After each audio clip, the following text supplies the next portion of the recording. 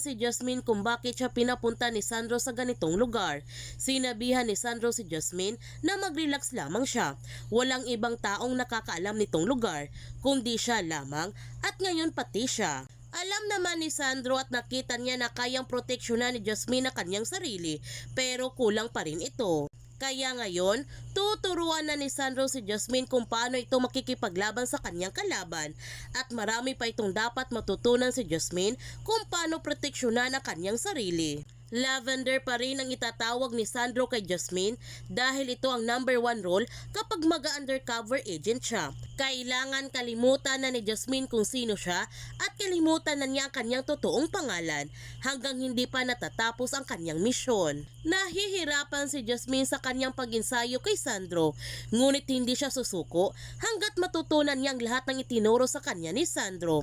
At unti-unti na nga natuto si Jasmine ito na siyang ikinatuwa ni Sandro.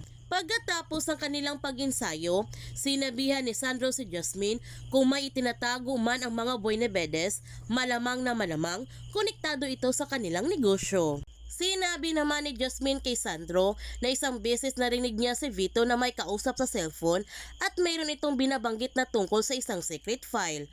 Nagtanong si Sandro kung sinong kausap ni Vito. Ang sagot ni Jasmine, mukhang investor, kaya pareho silang hinala na yung mga Buenavedes na yan may ginagawang kalukuhan sa mga negosyo nila at sigurado siya nito na may kinalaman dito si Tyrone.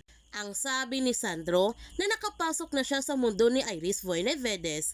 Yung grupo na yan, sigurado siya na konektado sa kumpanya.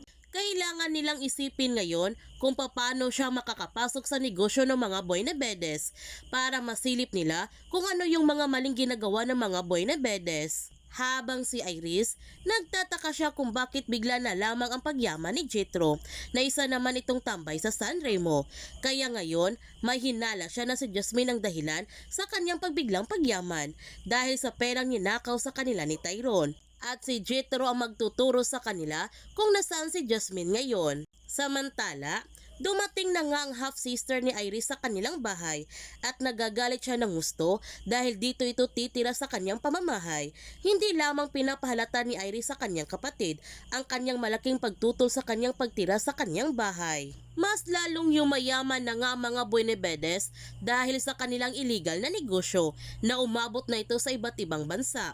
At nasa laptop lamang ni Iris ang lahat na tungkol sa illegal na negosyo ng mga Buenavedes at muntik na itong mabuksan ni Jasmine noon. Pupuntahan na nga ni Iris si Jetro at kasama niya ngayon si Harry para pasalitain si Jetro kung nasaan na ngayon si Jasmine Flores.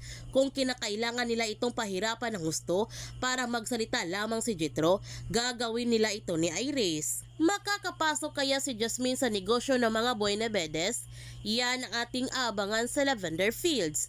Kung bago ka pa channel ko, don't forget to like, subscribe, and click notification bell para palagi kang updated sa mga videos in-upload ko. Thank you for watching and God bless to everyone.